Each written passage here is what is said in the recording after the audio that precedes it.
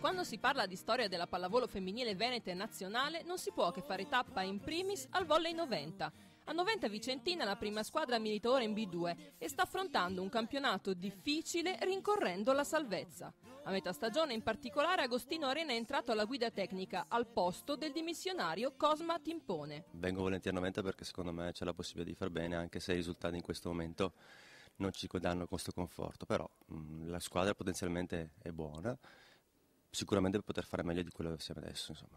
L'Ipac Verde Bio 90 vive un campionato più difficile rispetto all'anno scorso, anche se qualche similitudine la si può trovare. Diciamo che hanno dei punti in comune, anche se sembrano diversi. Anche l'anno scorso abbiamo avuto un momento abbastanza, l'anno scorso più all'andata che al ritorno, abbastanza insomma sì, un po' di smarrimento, un po' così che non sapevamo bene come ritrovarci, solo che abbiamo fatto gruppo e alla fine ne siamo usciti molto.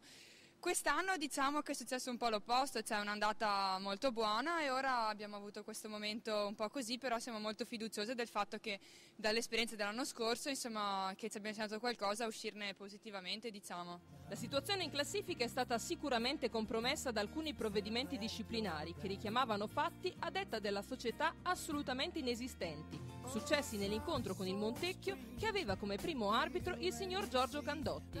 In particolare Chiara Medea, l'atleta di punta, ha già scontato 2 giornate di squalifica e forse ne dovrà scontare una terza. La Chiara Medea per noi è molto importante, se non da un punto di vista tecnico quanto da un punto di vista di apporto morale alle compagne, perché è un punto di riferimento per tutta la squadra.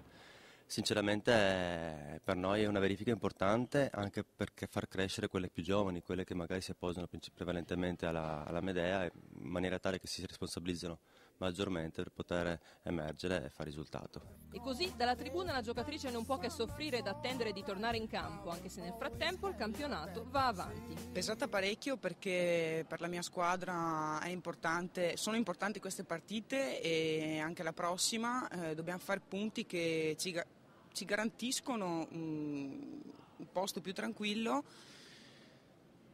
Brucia perché per me che vorrei essere sempre lì, che soffro dalla tribuna, è pesante. La situazione grottesca è che oltre alla Medea è stato squalificato il fisioterapista, che è non vedente per aggressione. Sì, è successo qualcosa, non ho ben capito cosa, però una piccola incompressione. Io ero andato, come tutti sanno, a salutare l'arbitro, a fargli i complimenti per come aveva arbitrato e l'ho preso con il braccio sinistro all'altezza delle spalle, così.